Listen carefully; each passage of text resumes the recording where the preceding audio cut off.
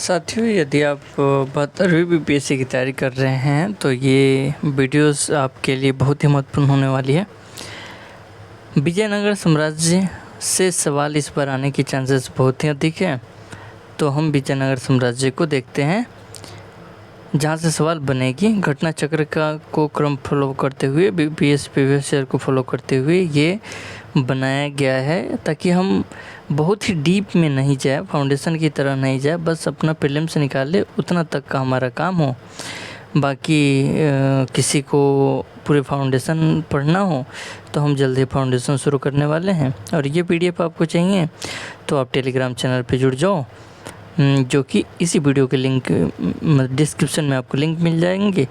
और फिर जो है इस वीडियो को आराम से डाउनलोड करके प्रिंट करा लो, या फिर वैसे ही टैब वेब मोबाइल है तो पढ़ जाओ, हो जाएगा प्रीलिम्स इस बार। देखो, विजयनगर साम्राज्य, इसको सिटी ऑफ विक्ट्री कहा जाता है, जीत का शहर कहा जाता है। विजयनगर, विजय मतलब जीत का नगर कहा जाता है। 1336 में दिल्ली सुल्तान मोहम्मद बिन तुगलक के शासनकाल में इसकी स्थापना हुई। जब दिल्ली में सुल्तान कौन था? एमबीटी था। पूछता है आपसे से कि दिल्ली में सुल्तान कौन था जब विजयनगर साम्राज्य की स्थापना हुई, तो एमबीटी था, मोहम्मद बिन तुगलक था। 1336 में स्थापना हुई। और संस्थापक कौन थे? संगम वंशीय दो भाई थे, उनका नाम था हरिहर और बुक्का, हरिहर प्रथम एवं बुक्का राय। दो भाई हरिहर एवं बुक्का, हरिहर प्रथम एवं बुक्का राय। प्रेरणा का स्रोत कौन थे?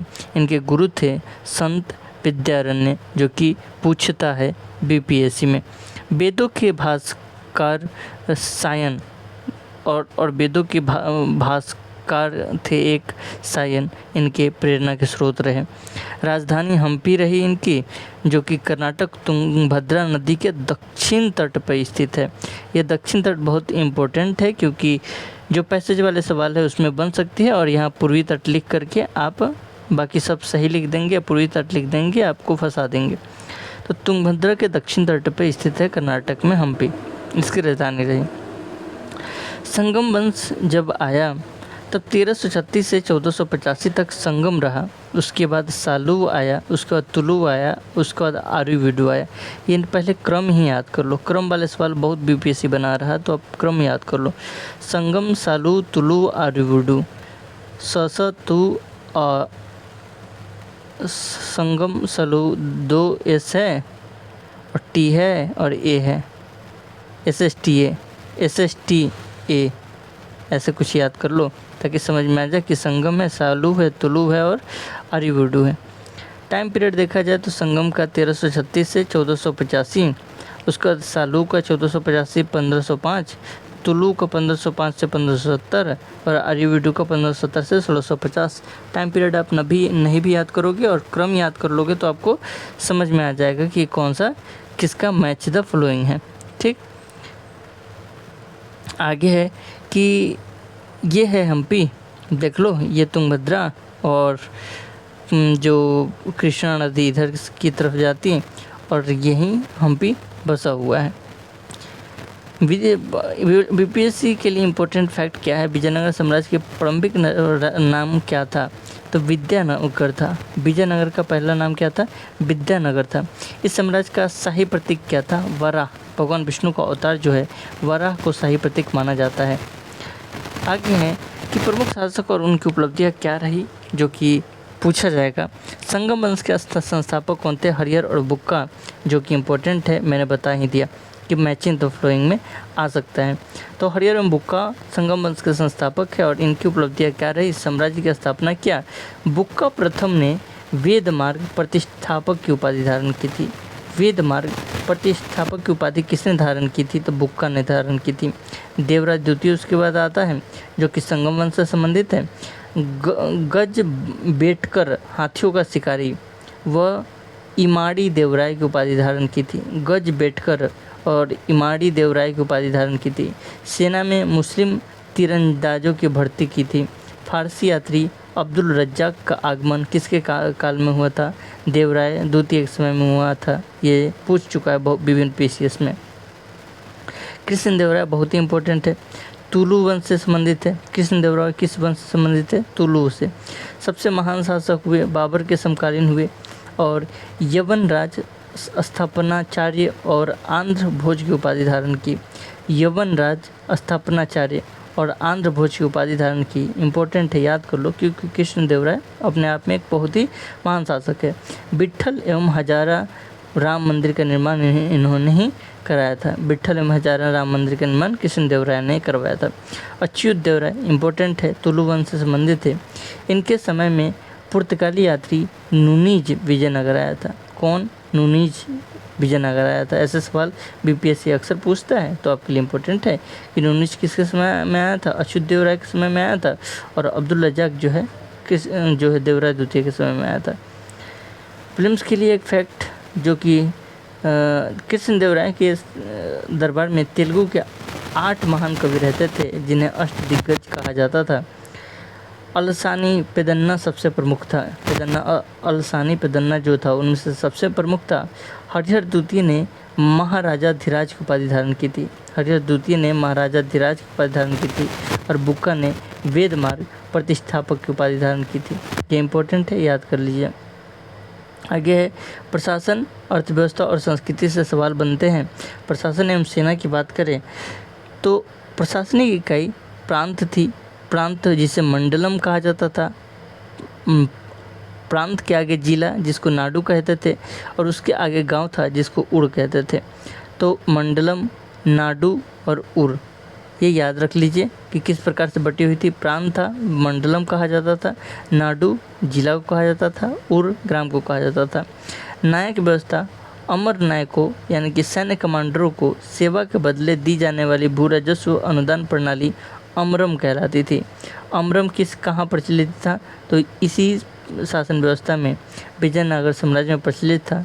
अमरम था क्या? तो सैन्य कमांडरों को सेवा के बदले में दी जाने वाले भू राजस्व अनुदान प्रणाली थी अमरम। इम्पोर्टेंट है। अर्थव्यवस्था के बारे में बताएं तो भू राजस्व इसे शिष्ट कहा जाता था। उपज का 1/6 भाग लिया जाता था, इस समय शिष्ट कहा जाता था। उपज का 1/6 भाग। स्वर्ण सिक्का वराह या पैगोडा कहा जाता था। वराह या पैगोडा कहा जाता था। स्वर्ण के जो सिक्का थे विजयनगर साम्राज्य में, वो वराह या पैगोडा कहा जाता था। व्यापार, पुर्तगालियों एवं अरबों से अच्छी नस्ल के घोड़े का सर्वाधिक आयात किया जाता था। पुर्तगाली एवं अरबों से जो है अच्छी नस्ल के घोड़ों का सर्वाधिक आयात किया जाता था। पुर्तगाली और अरबों से तभी जो है आपको व्यापार के साक्ष्य मिलते हैं। अच्छे खासे मतलब व्यापार हमारा चल रहा था पहले से ही। कला में स्थापत्य की बात करें तो आपको द्रविड़ शैली, गलती से लिखा गया, द्रविड़ शैली, मंदिर वास्तुकला की नई शैली, स्तंभों वाले कल्याण मंडपम आपको देखने को मिलता है। और गोपुरम, भव्य प्रवेश द्वार जिसे गोपुरम कहा जाता था। हम्पी के संगीत स्तंभ, जैसे हम्पी के संगीत स्तंभ, गोपुरम पूछ चुका है बीपीएससी कि गोपुरम क्या थे, तो प्रवेश द्वार को ही गोपुरम कहा जाता था।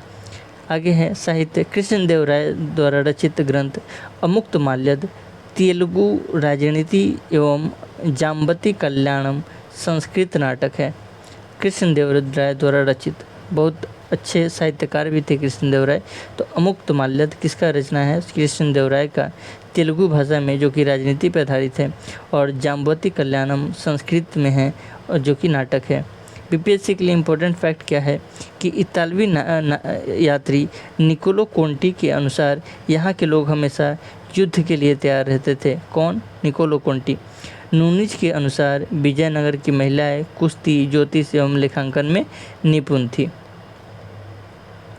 आगे, साम्राज्य का पतन कैसे हुआ? तालीकोटा का युद्ध का वर्णन बताते हैं। तिथि एवं नाम। 23 जनवरी 1565 का टाइम पीरियड बहुत इम्पोर्टेंट है, रट जाओ, याद कर लो। राक्षसी तागड़ी का युद्ध जिसको हम कहते हैं, बन्नीहट्टी का युद्ध भी कहते हैं, और राक्षसी तंगड़ी का युद्ध भी कहते हैं, और तालीकोटा का युद्ध भी कहते हैं। ये रट जाओ। 23 जनवरी 1565 में हुआ था। विजयनगर का नेतृत्व शासक सदाशिव राय द्वारा किया जा रहा था, किंतु सेना का वास्तविक नेतृत्व राम राय आर्यवडु वंश के थे, उनके द्वारा किया गया। विजयनगर साम्राज्य राम राय और वर्सेस दक्कन सुल्तानों का संघ था। नेतृत्व तो आदिल अली शाह के द्वारा किया जा रहा था। दक्कन के सुल्तानों का एक संघ बन गया था जिसमें बीजापुर, अहमदनगर, गोलकुंडा और बीदर था। कौन कौन? बीजापुर, अहमदनगर, गोलकुंडा और बीदर सब मिल करके एक संघ बना लिए थे और वहाँ से आदिल अली शाह उसका नेतृत्व कर रहे थे। इधर राम राय और एक और नेतृत्व करता सदाशिव राय का नाम भी कभी कभी पूछ लेता है, ये भी याद रखिएगा।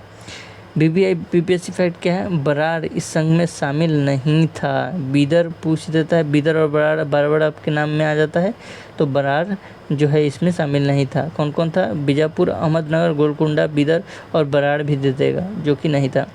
पराजय के कारण क्या था? संयुक्त सैन्य संगठन एवं उनकी शक्तिशाली तोपखाना जो थी वो पराजय का मुख्य कारण था। परिणाम क्या हुआ? विजयनगर की हार हो गई, राम राय की हत्या कर दी गई, हम्पी शहर जलाकर नष्ट कर दिया गया था। पीपीएससी प्रीलिम्स के लिए आपके लिए फैक्ट क्या है? युद्ध के बाद तिरुमल ने आर्यवीडु विजयनगर का अंतिम वंश की स्थापना की। आर्यवीडु वंश की स्थापना किसने की? तिरुमल ने। यूनेस्को ने 1986 में हम्पी के अवशेषों को विश्व धरोहर स्थल में शामिल कर लिया था। कब? 1986 में। क्विक रिवीजन में आप देखिए और एमसीक्यू कुछ देख लीजिए।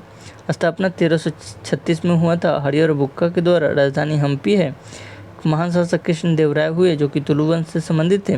प्रसिद्ध युद्ध तालिकोटा का युद्ध 1565 में होता है जहां इनका खात्मा हो जाता है। नायक व्यवस्था जो है अमरम कहलाती है जो कि सैन्य भूमि दे करके की जाती थी। ठीक। विजयनगर साम्राज्य की स्थापना के समय दिल्ली का सुल्तान कौन था? मैंने बताया एमबीटी था। तालिकोटा के युद्ध 1565 में दक्कन संघ में कौन सा राज्य शामिल नहीं था? मैंने पूछा, ऐसा सवाल बन सकता है। कौन? बरार नहीं था। बीजापुर था, अहमदनगर था, गोलकुंडा था, लेकिन बरार नहीं था। अष्टदिग्गज किसके दरबार में को सुशोभित करते थे? अष्टदिग्गज पूछे तो कृष्णदेव राय। विजयनगर साम्राज्य में अमरम शब्द का क्या अर्थ है? सैन्य सेवाओं के बदले दी गई भूमि को अमरम कहा जाता था। जैसे इक्ता होता था ना, वैसे अमरम कुछ है।